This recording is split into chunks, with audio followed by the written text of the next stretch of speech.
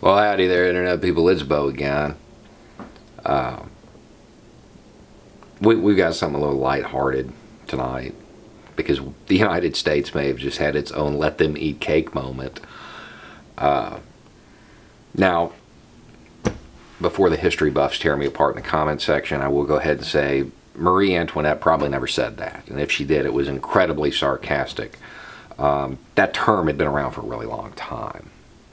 It wasn't even let them eat cake. It was let them eat, can't remember, something else.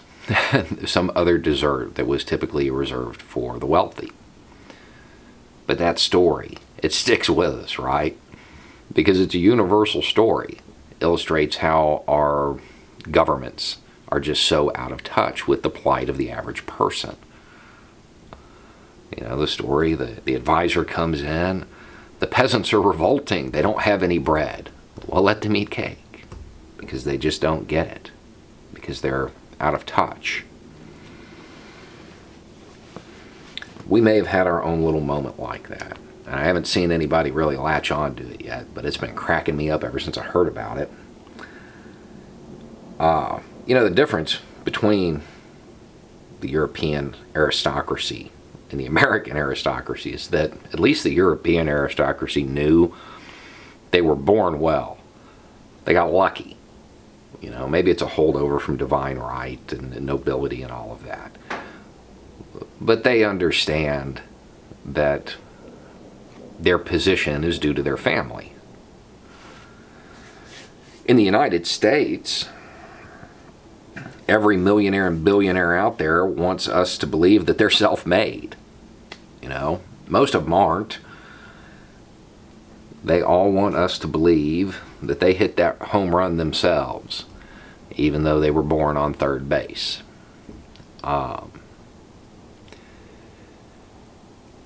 And us mere peasants in the United States, we're noticing this. And we're noticing how these wealthy families act. And that's why words like oligarchy, kleptocracy, plutocracy, these things, they're being used on cable news now. They're entering the mainstream. Words have been around a long time, but now they're being talked about openly because we're waking up to how our betters behave. While this is going on, while the working class in the United States is kind of waking up to this fact, Donald Trump Jr. has challenged Hunter Biden to a debate to see whose daddy has helped them the most. I'm not joking. That happened.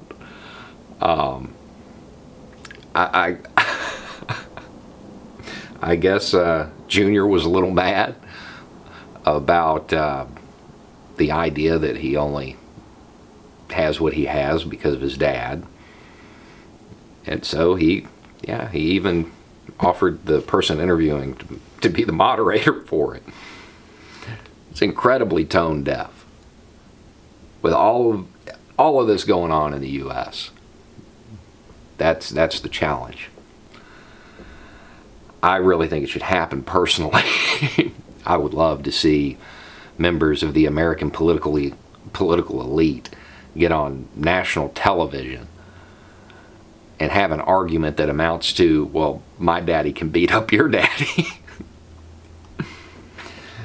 The sad part about it is, historically, once the ruling classes have realized that they can't hide it anymore, they just become more flagrant with it. Now, I think this debate should happen. It'll be hilarious. I can't wait for it. It's never going to happen, but it would be cool if it did. That challenge pretty much confirmed everything that